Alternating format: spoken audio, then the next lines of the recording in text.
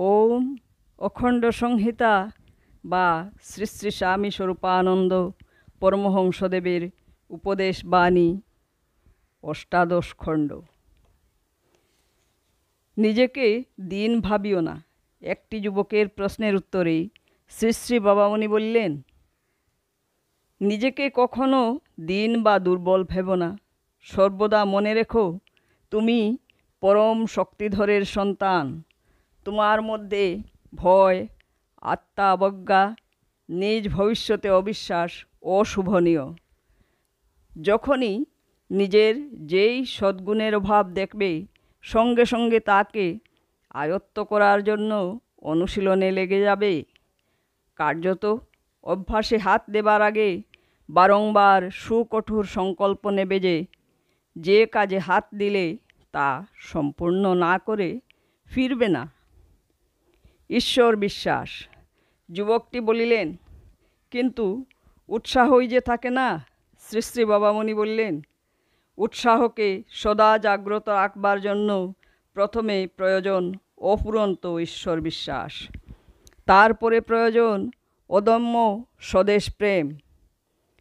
লক্ষ্য যদি তোমার মহৎ হয়ে থাকে, তাহলে ঈশ্বর বিশ্বাস তোমার কার্যের বাধক না হয়ে সহায়ক হবে। লক্ষ্য যার পাপাত্মক ও কলুষিত, ঈশ্বর বিশ্বাস তাকে পদে পদে বাধা দেয় বলেই এমন লোকেরা নাস্তিক হওয়াটা সুবিধাজনক মনে করে।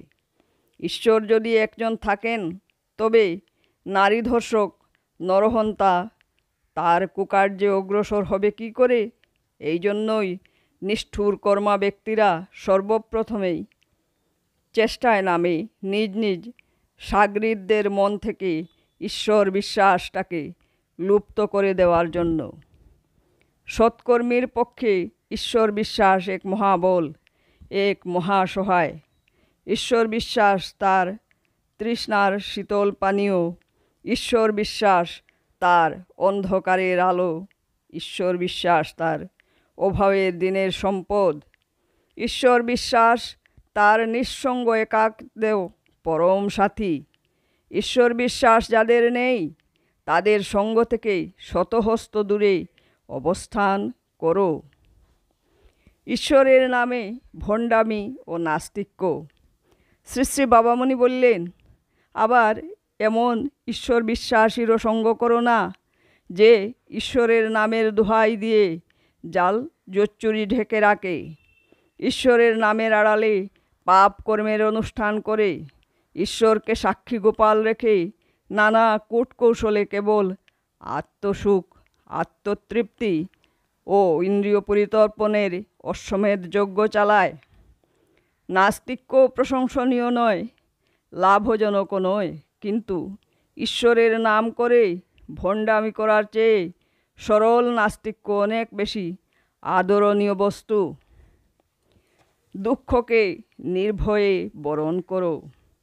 অপর একজন যুবকের এক প্রশ্নের উত্তরে শ্রী শ্রী বাবামণি বললেন, তোমার রুগ্ন শরীরে কর্মক্ষমতা কমে গেছে, তারই জন্য তোমার পরিজনেরা তোমাকে অবহেলা করেন। এই তো তোমার দুঃখ।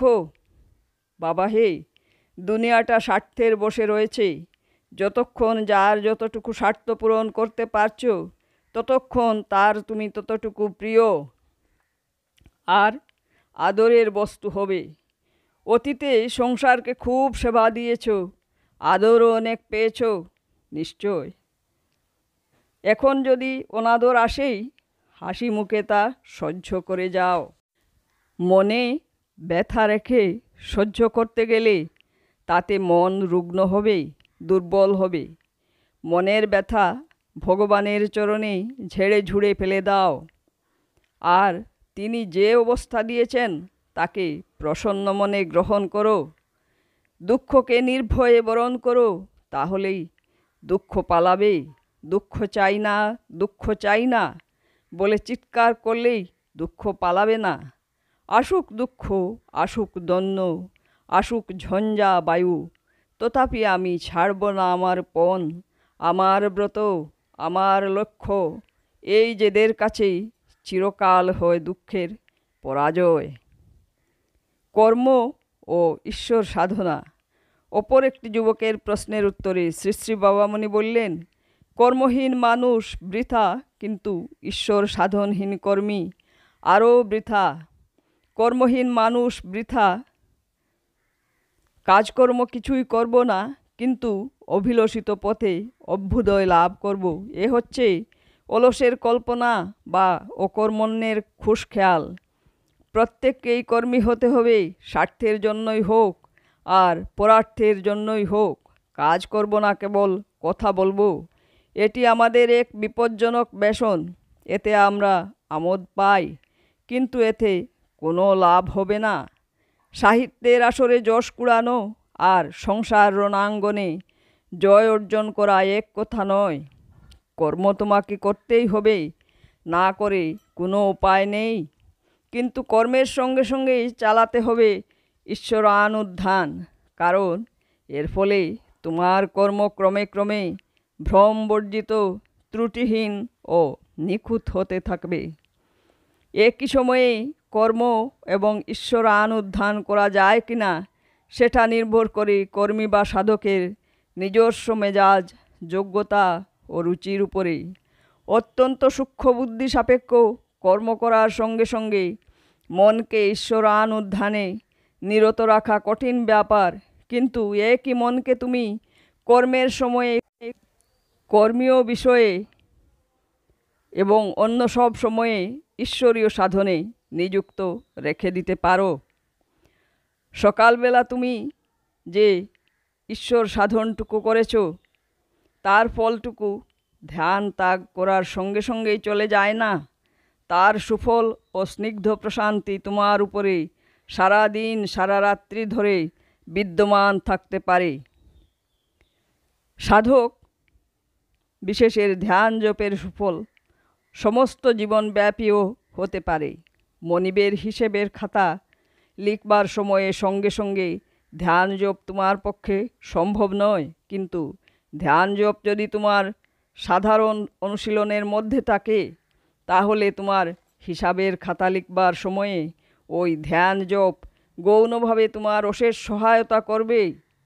লোকে জানে না, অথচ একথা ধ্রুব সত্য যে ধ্যান জপের একটা অসাধারণ সূক্ষ্ম শক্তি আছে, যার ফলে দেহের রোগ, আকস্মিক বিপদ আপদ, মনের দুর্বলতা এবং অপ্রত্যাশিত সংকট আপনা আপনি কতক পরিমাণে নিবারিত ও প্রতিষেধিত হয়। ধ্যান জপ গভীর হলে শরীরের প্রত্যেকটা রোমকূপে আনে প্রশান্তি ও প্রতিরোধিকা শক্তি। শরীরের প্রতি বিন্দু রক্তে দেয় নবজীবন, প্রতিটি ধমনীতে দেয় স্নিগ্ধ এক উৎফুল্লতা, প্রতিটি মাংসপেশিতে দেয় সহিষ্ণুতা, প্রতিকার ও সামর্থ্য। এগুলি প্রকৃত যোগীদের অভিজ্ঞতালব্ধ সত্য। দেখো, একদিন বিজ্ঞানও একথার সমর্থন করে ধন্য হবে। হরি ওম।